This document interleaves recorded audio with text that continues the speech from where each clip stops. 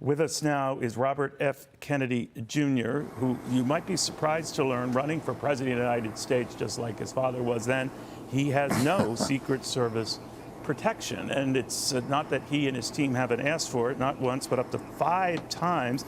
Alejandro Mayorkas decides that. I raised that issue with the Homeland Security Secretary not too long ago. Take a look. We have established factors. We have a bipartisan group of leaders in the United States Senate and the House why wouldn't that he make qualify, recommendations given to his me. family history? Why wouldn't he qualify for that alone? Because the factors are security related. The bipartisan group of members have recommended to me that security be declined. It is ultimately my decision, but I have followed their recommendation each time. All right, well, I'm no brainiac when it comes to these matters, but Robert F. Kennedy Jr., very good having you. Given your family history, given your dad's killing 56 years ago today, of course, you witnessed the same with your uncle, John F. Kennedy, when you were 9 years old. I believe you were 14 at the time of your dad's assassination, but no Secret Service protection. It was ruled that way, and they've continued to rule that way. Yeah, I was with my dad when he died in Los Angeles in 1968. Like you say, Neil, I was 14 years old at the time. The decision, you know, what Secretary Mayorkas told you is deceptive. He has absolute discretion to give me Secret Service protection. The Secret Service itself, which we've worked with and which has been very, very cooperative with us and supporting of me getting protection, did its own threat assessment and determined that I was at elevated risk. I've had 3 home break-ins since I announced my candidacy. In one case, a mentally ill person made it to the 2nd floor of my house when my family was home. In another case, an armed man came with fake federal ID, came to both a U.S. Marshal badge and fake federal photo ID on his belt, came to one of my rallies, demanded to be a private meeting with me in the green room. He had 2 concealed shoulder holsters with loaded magazines. He had a bag full of ammunition. And before he left to see me, he taped a TikTok address, his only TikTok post, in which he said goodbye if I don't return from this mission alive, telling people then what to do. Well, and were these are credible threats. I gave them. Robert, were they aware of these incidents? Yeah, they're aware of it. So where is this coming from? 68 I mean, that alone pages. would give me pause, right? And Joe Biden, he reports to Joe Biden, so Joe Biden might just say, "Well, you've been through. Well, yeah. What do we? There's a little risk here in just giving him protection." I am the first presidential candidate in history since my father, prior to my father's death. You are only entitled to Secret Service protection after you got the nomination of the party. The Congress changed that rule after my father was killed and made it available to everybody, including 120 days out, but they've given it to 33 people with much less poll numbers and a much less risk profile than I have. What Secretary Mayorkas says is being blocked by Chuck Schumer. Obviously, the White House is involved in this decision. They're very much aware of it. Many people have contacted President Biden on my behalf. President Biden has a bust of my father behind him at the Oval Office, and yet I'm the first presidential candidate in history since my father's death, 56 years, who's requested Secret Service protection, and it's been denied. This is an outlier. I don't want to belabor the point, Robert, but what does your family say? I know to a man or woman they seem to be supporting Joe Biden. They went out of their way to show that, but I'm sure they're concerned about your safety. I'm sure they would prefer that you had protection. What have they said? They say that they have asked President Biden to give me protection, but I don't know. We don't know what's happened in the White House to that request. Okay, you are polling pretty well. It's tough to get break out when you can't get to a debate. You're not in the CNN debate that's coming up, or the one after that. Maybe you hope that changes, but you need to get on more ballots. Where do you stand there? We're on the ballot in 7 states. We have enough signatures to get on in another 17 states. By mid-July, we will be on in every state. Really?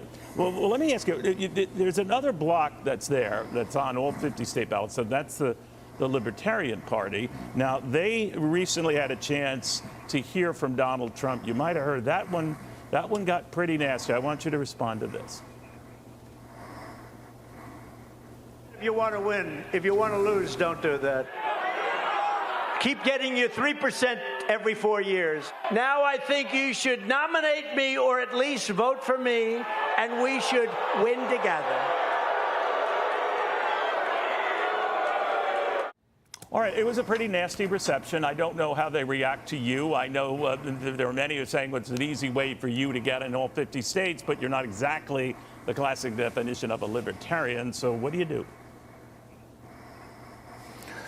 Well, I spoke to libertarians the night before, and I got a standing ovation from them. The libertarians, I'm very aligned with libertarians on several issues, on the war issues, anti-war, on the constitutional issues, on personal freedoms, those areas, and on free market capitalism. So on those areas, I'm aligned with libertarians. There's other issues like the abolition of Social Security and Medicare in which, I differ from them. Apparently it was the Social Security thing that knocked you off their list. But Donald Trump does have a point to say, unless they put their arms around somebody, they are going to get 2 or 3% every 4 years. So what good is that? What do you think of that? Well, that's up to the libertarians. I mean, I'm polling now pretty consistently in the real polls where they ask the polling question the way it's going to end up on the ballot. I'm polling at 15% or above. We're very happy where we are right now. I have 5 months and 4 days to persuade Americans that they should be voting out of hope and inspiration rather than out of fear. My favorability rating is better than either President Biden or President Trump. I'm beating them consistently in young people in this country, and I'm beating them among independent voters who are today the biggest voting cohort today.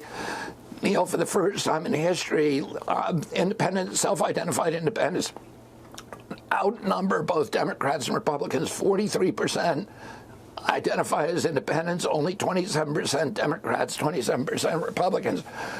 So in that cohort, I dominate.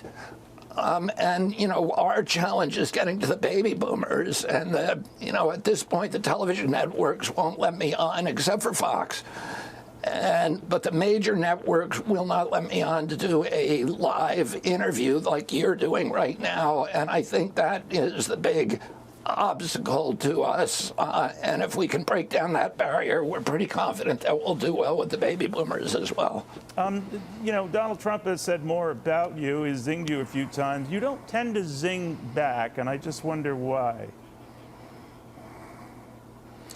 I said when I announced my candidacy a year ago that I'm not going to feed into the vitriol and the anger. We have this toxic polarization in our country that to me is more toxic than at any time since the American Civil War. And I think we have to figure out what I said. I'm going to try to identify the values that Americans hold in common rather than focus on mainly these culture war issues that keep us all apart, that are orchestrated to make us hate each other. And I think somebody has to try to bridge the gap between Americans, and that's what I've been trying to do with my campaign. So, I criticize President Trump for his policies, for running up the debt, for getting us in wars. for shutting the country down during COVID, for being friendly to all these big corporations and billionaires. And I don't go after him on personal issues. I try not to talk about his court cases, and I do the same thing with President Biden. No. Let's talk about issues. Let's talk about them in a respectful, congenial way, and then let people decide on that basis rather than trying to make us all hate each other. Well, that is going on. Robert, do you mind sticking around? I'm going to take a quick break so we can pay our bills here. Want to come back to you, want to talk about what role you might assume if for some reason you don't win this presidential contest. More with Robert F. Kennedy Jr. right after this. Hi, everyone. I'm Brian Kilmeade. I want you to do me a favor. I want you to click to subscribe to the Fox News YouTube page. This is the only way that I know for sure that you're not going to miss any great commentary, any great news bites, any great interviews coming your way on Fox. You can get it all here on YouTube. So subscribe right now.